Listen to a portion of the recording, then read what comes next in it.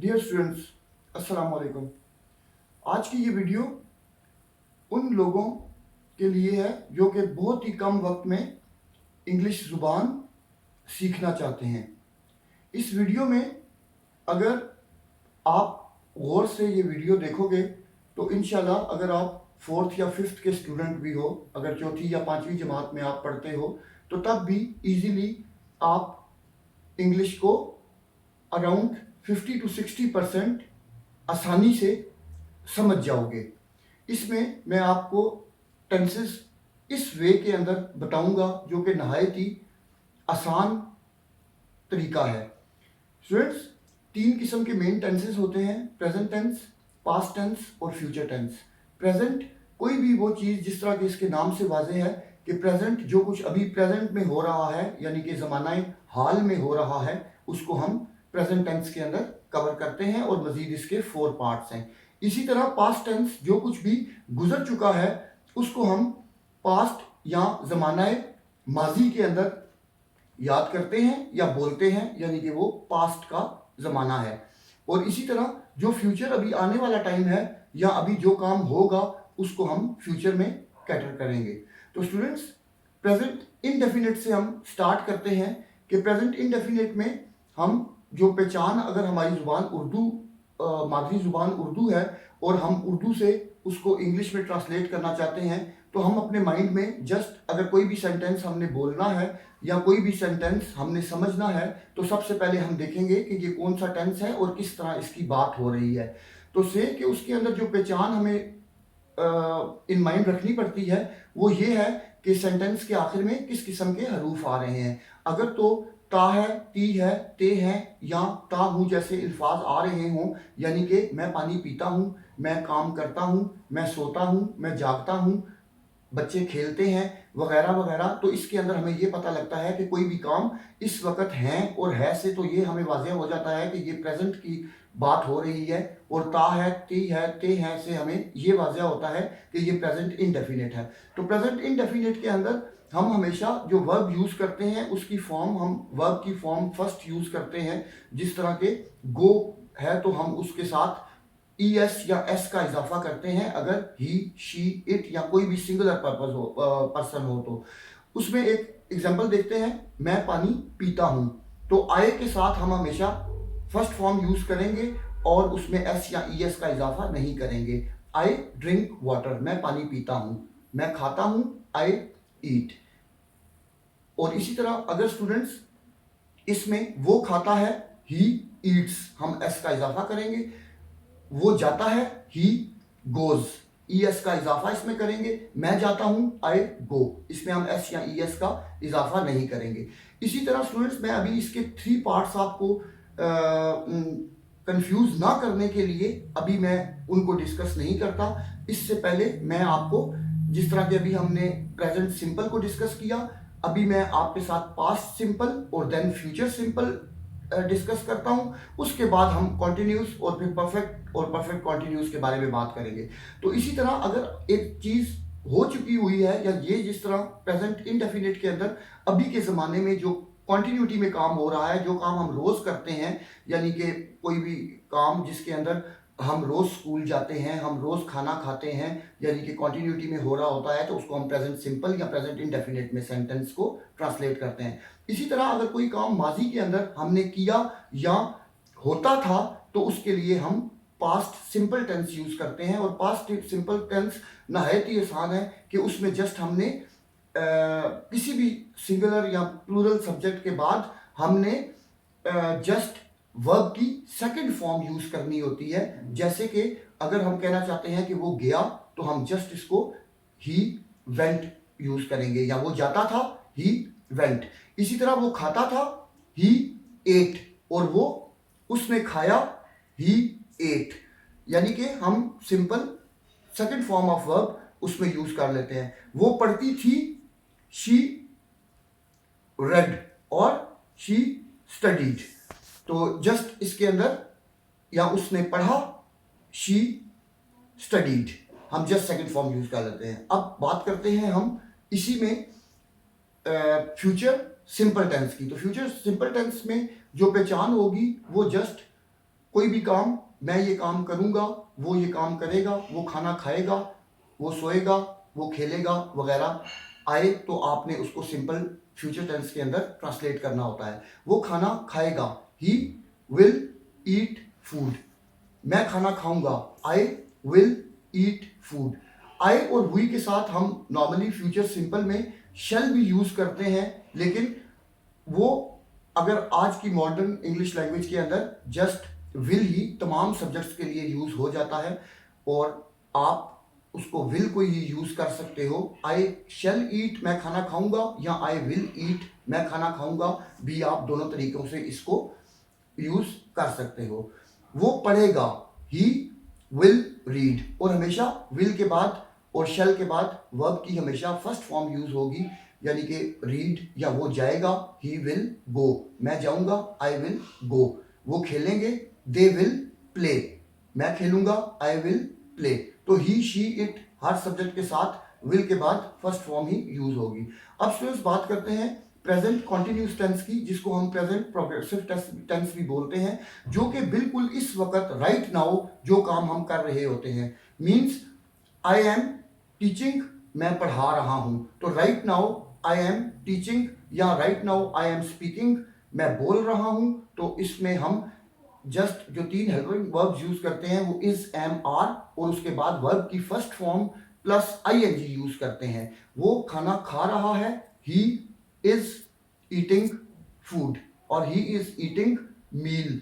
बच्चे खेल रहे हैं, किड्स आर प्लेइंग। तो सिंगुलर सब्जेक्ट के साथ हम इज यूज करते हैं, और आई के साथ हम इसमें एम यूज करते हैं प्लस वर्ब आईएनजी, और उसके अलावा अगर प्लूरल सब्जेक्ट है तो उसमें हम आर के साथ ING verb plus ING use करते हैं। वो खाना खा रहे हैं, दे आर ईटिंग मील। हम स्कूल जा रहे हैं, we are going to school, मैं स्कूल जा रहा हूं, I am going to school.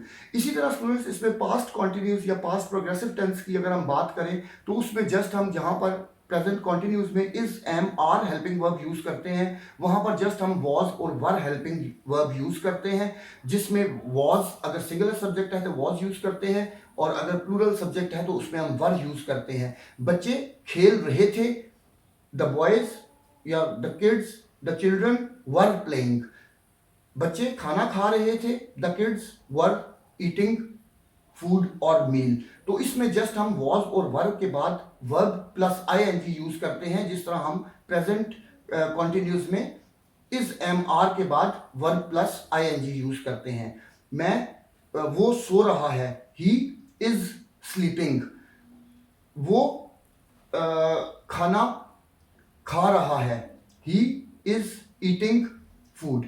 इसी में स्टूडेंट्स अगर हम देखें फ्यूचर कॉन्टिन्यूस टेंस को, तो उसमें यानी कि जो भी काम वो कोई फ्यूचर के अंदर वो कर रहा होगा और उसमें कोई टाइम पीरियड ना हो कि कितने घंटे से कर रहा होगा, सेम एज प्रेजेंट कॉन्टिन्यूस में और पास्ट कॉन्टिन्यूस में भी जब आपके पास ये चीज ना हो कि कितने घंटे से कोई काम किया जा रहा है या कर रहा है कोई, तो उसमें हम just is, am, are present continuous के लिए, was, were present past continuous के लिए, और फ्यूचर में हम विल बी का यूज करते हैं, और उसके बाद तीनों में हम वर्ब प्लस आईएनजी ही यूज करते हैं।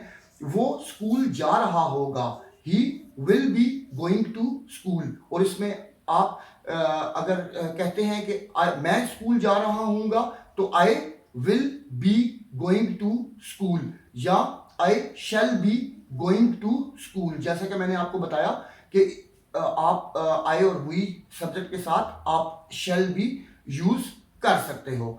फिर इसके बाद हम बात करते हैं प्रेजेंट परफेक्ट टेंस की, जिसके अंदर हेल्पिंग वर्ब हम हैज और हैव यूज करते हैं, और हैज और हैव के बाद हमेशा हम वर्ब की थर्ड फॉर्म यूज करते हैं। और इसकी जो पहचान आपको उर्दू सेंटेंसेस में होगी वो इस तरह है कि मैं खाना खा चुका हूं, या मैंने खाना खा लिया है। आई हैव, आई के साथ हैव यूज करोगे आप, प्लूरल सब्जेक्ट्स के साथ भी हैव यूज करोगे। I have eaten third form use करोगे, eat, ate, eaten. I have eaten meal, वो खाना खा चुकी है। She has eaten meal. तो जब आप शी, ही, इट या singular subject Ahmad has eaten food. जब आप सिंगुलर सब्जेक्ट इस तरह का यूज करोगे तो उसमें आप हैज़ का यूज करोगे हैव के बजाय। और बच्चे खेल चुके हैं, द किड्स हैव प्लेड, क्योंकि प्लूरल सब्जेक्ट है तो आप इसमें जस्ट थर्ड फॉर्म यूज करोगे और हैव यूज करोगे। यहाँ के बच्चों ने खेल लिया है, ये भी आपको सेम सेंस आ रही है और इसको भी आप प्रेजेंट परफेक्ट में ही बनाओगे कि बच्चों ने खेल लिया है, द किड्स हैव प्लेड। इसी तरह जब आप पास्ट परफेक्ट टेंस की बात करोगे तो उसमें आप हमेशा जस्ट हैज और हैव की जगह तमाम सब्जेक्ट्स के लिए, सिंगुलर और प्लूरल सब्जेक्ट्स के लिए, आप जस्ट हेल्पिंग वर्ब हैड का यूज करोगे और हैड के बाद हमेशा आप वर्ब की थर्ड फॉर्म यूज करोगे। तो अगर आप उसमें ये कहते हो कि मैं खाना खा चुका था या मैंने खाना खा लिया था, तो आप जस्ट हैड यूज करोगे, आई हैड ईटन मील। वो सो चुके थे, दे हैड स्लेप्ट।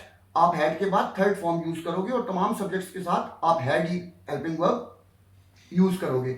इसी तरह स्टूडेंट्स अगर आप फ्यूचर परफेक्ट टेंस की बात करो तो उसमें जस्ट आप हेल्पिंग वर्ब जो यूज करोगे, जिस तरह कि आपने प्रेजेंट परफेक्ट में हैज और हैव यूज किया, पास्ट परफेक्ट के अंदर आपने हैड यूज किया, इसी तरह फ्यूचर परफेक्ट के अंदर आप विल हैव और थर्ड फॉर्म वर्ब की यूज करोगे, क्योंकि हैव के बाद हमेशा आपको थर्ड फॉर्म यूज करनी होती है।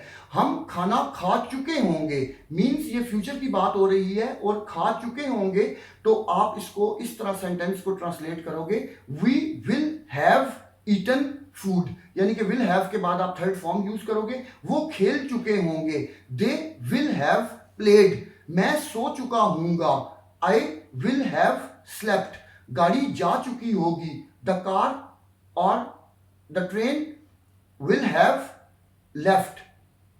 अदरवाइज आप जो भी विल हैव के बाद यूज करोगे तो आप थर्ड फॉर्म उसमें वर्ब की यूज करोगे। अब स्टूडेंट्स बात करते हैं फोर्थ पार्ट की, प्रेजेंट परफेक्ट कॉन्टिन्यूज में। सेम इसकी जो पहचान होगी वो आपकी प्रेजेंट कॉन्टिन्यूज या प्रेजेंट प्रोग्रेसिव टेंस की तरह होती है, यानी कि कोई भी काम मैं सुबह से पढ़ रहा हूं, तो इसमें जब सुबह से जिक्र आ गया या कोई खास टाइम पीरियड आ गया तो फिर आपने इसमें हैज बीन और हैव बीन का यूज करना होता है और आगे आपने प्रेजेंट कॉन्टिन्यूस टेंस या पास्ट प्रेजेंट कॉन्टिन्यूस टेंस की तरह जस्ट आईएनजी हेल्पिंग उसमें वर्ब के साथ आईएनजी यूज करना होता है। मैं सुबह से पढ़ रहा हूं, I have been reading since morning.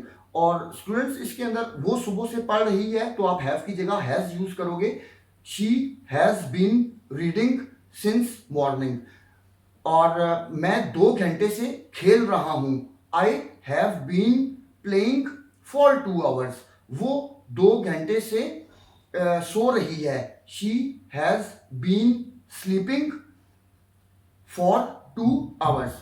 इसी तरह स्टूडेंट्स जब हम पास्ट परफेक्ट टेंस की, पास्ट परफेक्ट कॉन्टिन्यूस टेंस की बात करेंगे तो हैज बीन और हैव बीन के जस्ट हम उसकी जगह हैड बीन यूज करेंगे।